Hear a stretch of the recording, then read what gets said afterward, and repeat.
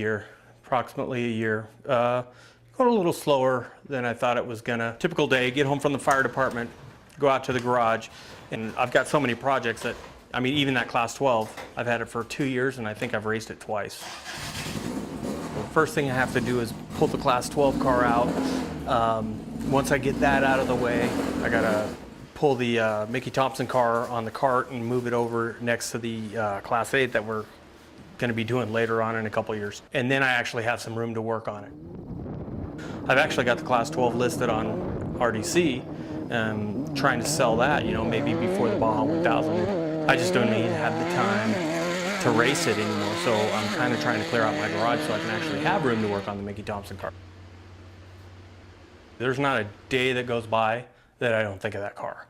Thinking about the day that I'm actually going to be able to push the start button and start that motor and put it into drive and pull it out of the garage. The front end is really getting close to being done. Magnaflux the old parts to see what was good and what was bad. Collins Motorsports did that for us. Turns out that of 3 of the 4 A-arms that we thought were good, were not. They were a little tweaked, so instead of just building one lower A-arm, we had to build both lowers and both uppers. We also had to have Sway Away make some custom torsion bars for us for the uppers because one was cracked, the others Magnafluxed out well. The A-arms were done by a really good friend of mine, Pete Corwin, used to work at Roger Mears, was one of his lead fabricators on the Budweiser Nissan and also the Budweiser Chevy trophy truck when the trophy trucks first came out. Highly talented fabricator. He did all the A-arms for me.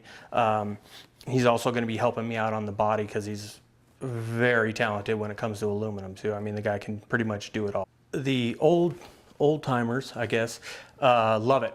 Absolutely love it. I get phone calls, emails, people tell me, oh my gosh, I can't believe you're doing that car. The newer generation, there's interest. They've never seen it run.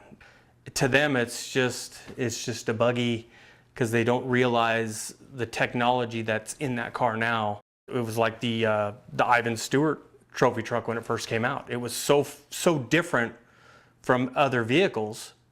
People were just in awe. I mean, you could just crawl around the car and you'd find something else new that nobody had. Yeah, once they see this car, I think they'll get it. And you know, that's the Mickey Thompson deal is he wasn't happy with over-the-counter parts. He didn't think they did a good enough job, so he built his own. He didn't like the way they did shocks. He built his own. He didn't like the way they did tires. He built his own. If he would have focused in on one thing, he would have been a lot more successful. But then again, it wouldn't be Mickey Thompson if he did that. In today's world, Robbie Gordon is pretty much what Mickey Thompson was back in the day. Robbie Gordon does his own thing. Robbie's not happy with something, he can do it better. He thinks he can do it better, and he usually does. With the sale of the Class 12 car, and we've also come out with a new t-shirt design for Challenger 4. The proceeds for that t-shirt is going to go towards the restoration of Challenger 4. So with the sale of the Class 12 car and maybe some t-shirts, selling some t-shirts, it's going to get us back on track and closer to getting this car done. So actually it's looking pretty good. We're moving along, we're moving slow, but once we get this thing as a roller, I think it's really going to start picking up steam.